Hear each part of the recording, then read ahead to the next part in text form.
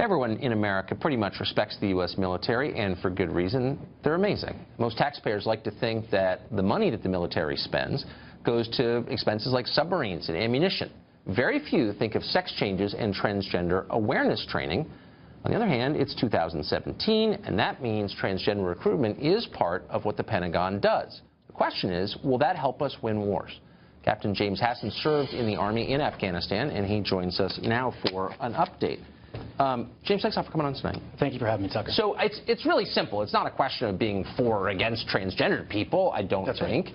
It's a question of the Pentagon making decisions that make the services more effective in winning wars and defending the country. I don't think I should be in the military. I don't meet the standards, okay? So my simple question to you is, does the transgender policy make the military more effective in its core task? No, it doesn't. Tucker, this policy is problematic for 3 reasons. First, there are the obvious privacy concerns, but second, it elevates identity politics over combat preparation. And third, most importantly, it undermines readiness by removing objectivity from our military standards. Okay, so under this policy, the second one, what does that mean? It elevates identity politics over combat readiness. Well, let me explain. So the Army has very specific physical readiness requirements for male and female soldiers. Yes. Based on, like body fat, height and weight, but based on biological differences between males and females. Well, under this policy, a soldier can change their gender in the Army's personnel system without undergoing sex reassignment surgery or any other physical changes whatsoever.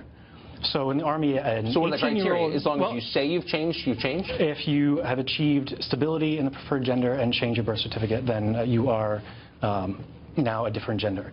And for an example of how this plays into the readiness issue, an 18-year-old male soldier with 21% body fat is considered a liability and is non-deployable. An 18-year-old female soldier with 21% body fat is fit for duty. So if you have an 18-year-old soldier with 21% body fat and all of the characteristics of a male soldier, but identifies as female, he could be combat eligible when, under the female standard, when he otherwise would not be, or when the soldier otherwise would not be. And all these people are fighting the same wars, right? Sure thing. So, I mean, if your only goal was to be the most effective fighting force you could, you'd have a common standard, wouldn't you? You would think that, under the issue I just described, and the example I just described, essentially you're combat eligible if you identify as the type of person who would be combat eligible. And, well, that's very millennial. That's not a really good way to fight wars. Again, the reason that nobody talks about this is because nobody wants to be seen as attacking anyone or being insensitive. Right. And I'm in that category. I'm not attacking anyone, and I honestly try to be sensitive. But again, the military is different from all other institutions in that it has only one goal, and that's to protect the country. So let's take a look, if we can put on the screen, of these are words from the new training manual. All soldiers must use the barracks, bathroom, and shower facilities associated with their gender. Understand you may encounter individuals with the physical characteristics of the opposite sex.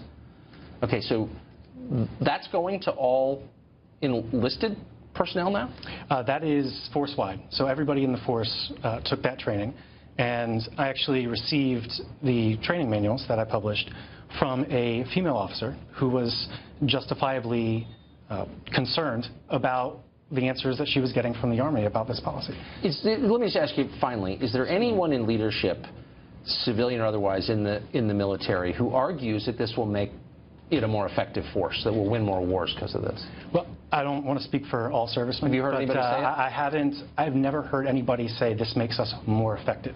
And I know the Obama administration's justification was that we had to avail ourselves of all available talent. But then you had a guest on the other night who spoke about, well, it's only going to have a minimal impact on readiness.